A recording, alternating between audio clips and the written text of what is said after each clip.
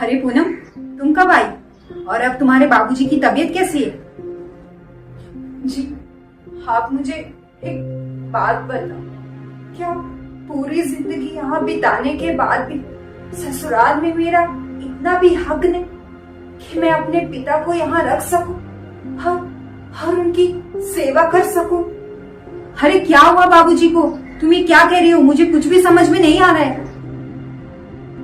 ऐसा क्या हो गया आज के दिन में जिसकी भनक मुझे नहीं है? आपको कैसे पता चलेगा जी? आप तो सुबह 8 बजे दुकान चले जाते हैं। दिन भर आपके पेट के पीछे क्या होता है आपको कैसे पता चलेगा?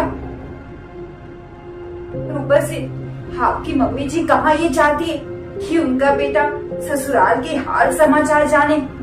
दुख तो इस बात का होता है कि घर में रहते हुए भी आपको घर की बातों से दूर रखा जाता है। अरे पूनम, यूं पहेलियां मत बुझाओ, साफ साफ कहो ना, क्या हुआ? और तुम इतनी रो क्यों रही हो? क्या हुआ बाबूजी को? बाबूजी का शुगर लेवल काफी बढ़ गया था। गांव में डॉक्टर को दिखाया, हर बीमारी घटने की बजाय बढ़ती जा रही थी। फिर मैंने सोचा कि मैं बाबूजी को अपने साथ यहीं ले आती हूँ, यहीं डॉक्टर को दिखाऊंगी। इसलिए मैं बाबूजी को अपने साथ लेकर आ गई और फिर मैंने यहाँ के डॉक्टरों को दिखाया। डॉक्टर ने बाबूजी को 1 हफ्ते की दवाई दी और इसी शहर में रहने की हिदायत भी दी। मैं बाबूजी के रहने की व्यवस्था दीदी के कमरे में कर ही रही थी कि ये बात मम्मी जी को पता चल गई और मम्मी जी ने मुझसे बहुत झगड़ा किया और मेरे बाबूजी को बहुत सुनाया, बहुत गंदे गंदे लांछन लगाए मेरे बाबूजी के ऊपर।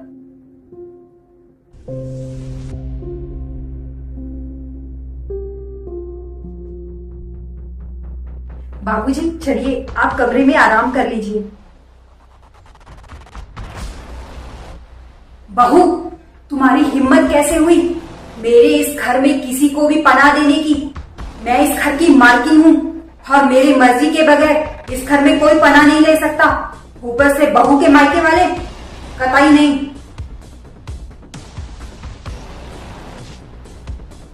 और तुम्हारी हिम्मत कैसे हुई मेरी मर्जी जाने बगैर मेरी बेटी के कमरे में अपने बाप को ठहराने की? ये मकान अपने बाप के घर से लेके आई थी जो किसी को भी पनाह दे रही है? ये मेरा घर है, कमला निवास स्थान, कोई धर्मशाला नहीं जो अपनी मनमर्जी करोगी। अरे समझी जी, आपको जरा भी शर्म नहीं आता बेटी के ससुराल में बीमारी का बहाना लेकर रहने में? अरे ये बेटी का ससुराल है, कोई सराय खाना नहीं। अरे कुछ तो शर्म किया होता समझी जी आपने।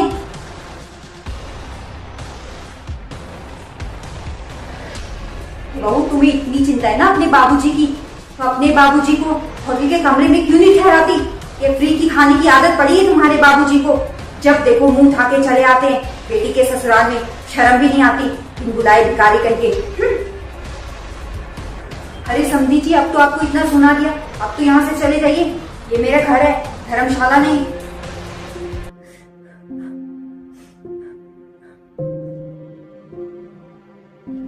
ये मम्मी भी ना, आज तो इन्होंने हाथ ही कर दी।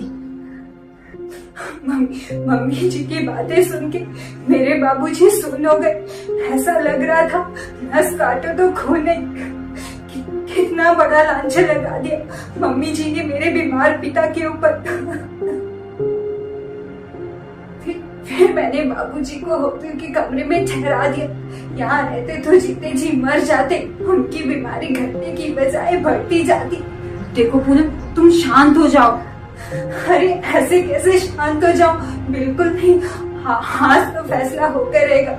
मैंने पूरी जिंदगी आपकी मम्मी जी और बाबूजी की सेवा में गुजार दी, बदले में कुछ नहीं मांगा। मुझे कुछ नहीं चाहिए, ना पैसा, ना जमीन, ना जायदाद। मुझे बस एक चीज चाहिए, अपने मायके वालों का सम्मान, जो चीज मुझे आज तक नहीं मिली। जी, आप मुझे एक बात बताओ, क्या ये घर सिर्फ मम्मी जी और बाबूजी का है? क्या इस घर पे मेरा कोई हक नहीं? शादी के 20 साल दिए मैंने इस घर को सींचने में, फिर भी इस घर पे मेरा हक नहीं। अगर ऐसा है तो हमारा घर कौन सा है जिसे मैं अपना घर कह सकूं? अगर बहुओं के लिए घर एक जिम्मेदारी और काम है तो उस घर पे हक क्यों नहीं? क्यों उस हक से हमें वंचित रखा जाता है? क्यों हम अपने रिश्तेदारों को यहाँ नहीं बुला सकते?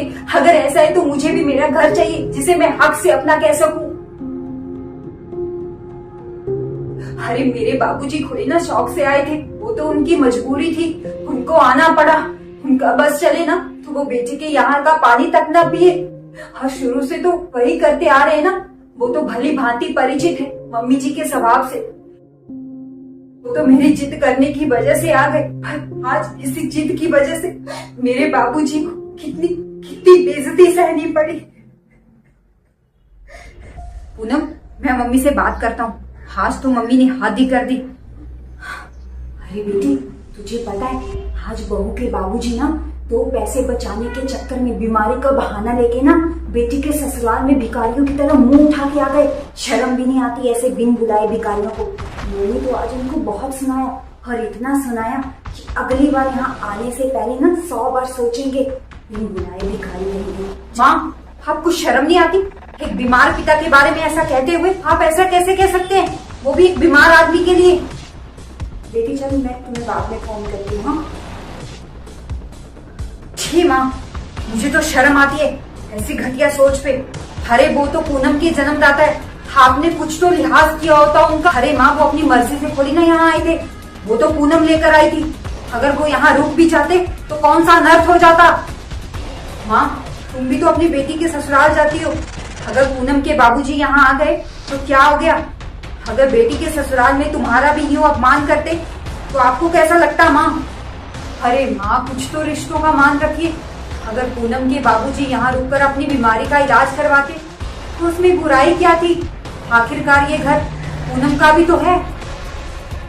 खबरदार बेटा, अगर तुमने फिर से ऐसा कहा, ये घर मेरा है, यहाँ किसे रहना है किसे नहीं ये मैं डिसाइड करूंगी, बहू नहीं। अगर ये घर आपका है ना तो अब इस घर में मैं और पूनम एक पल भी नहीं रहेंगे। हम ऐसे घर में नहीं रह सकते जहाँ इंसानियत की कोई जगह ना हो और जहाँ घमंड और रौब का बोलबाला हो। ऐसे घर में हम एक पल नहीं रह सकते। हम कल सुबह ही ना ये घर छोड़ के हमेशा हमेशा के लिए चले जाएंगे। बेटा, इतनी सी बात के लिए अपनी माँ को छोड़ के चला जाएगा? अगर तू चला गया तो फिर मैं तेरे बिना कैसे रह पाऊंगी? मुझे माफ कर दे। तू चाहे तो अभी बहू के बाबूजी को यहीं बुला ले, मैं अपने हाथों से कमरा ठीक करके दूंगी। पर बेटा, मुझे छोड़ के जाने की बात मत कर। अपने पे आई तो बात समझ में आई मम्मी जी। यहाँ 24 घंटे में आपकी सेवा में हाजिर रहती हूँ, पर आप लोगों की नजरों में मेरी कोई कदर नहीं। 20 साल हो गए मेरी शादी को, आज तक मैंने अपने मायके वालों को यहाँ नहीं बुलाया और ना ही मैं बुलाना चाहती थी। मैं ना भली भांति परिचित हूँ आपके नेचर से, पर आज तो आपने हद ही पार कर दी। मेरे बीमार पिता की आंखों में आंसू दे गई। क्या गलती थी उनकी? एक ही गलती थी कि वो बेटी के बाप है और बेटी के यहाँ रुकने आ गए, है ना? यही मेरे बाबूजी की सबसे बड़ी गलती थी। और मम्मी जी, आप भी मेरी बात एक कान खोल के सुन लीजिए। आज के बाद मुझसे कोई उम्मीद मत पालिएगा। जो आज आपने किया है उसके लिए मैं आपको कभी माफ नहीं कर पाऊंगी। पूनम, चलो हम सुबह ये घर छोड़ के चले जाएंगे। बहू, मुझे माफ कर दे बेटा। मुझसे बहुत बड़ी गलती हो गई। मुझे बहू के बाबूजी के पास जाना होगा और अपने किए पे माफी मांगनी पड़ेगी। नहीं तो मैं अपने इकलौते बेटे को हमेशा हमेशा के लिए खो दूंगी। नहीं।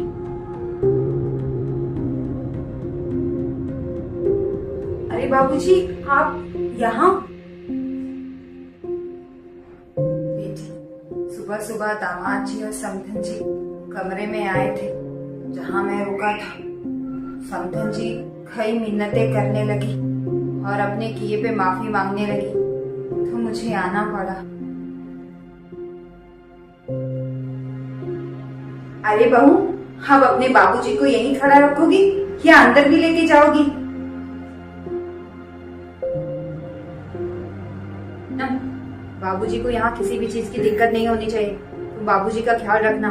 मैं जा रहा हूँ दुकान, और हाँ, किसी भी चीज की जरूरत होगी तो मुझे फोन कर देना, ठीक है? समझी जी? अब जब तक आप पूरी तरह ठीक नहीं हो जाते, आप यहाँ से कहीं नहीं जाएंगे। आखिरकार ये घर आपकी बेटी का भी है।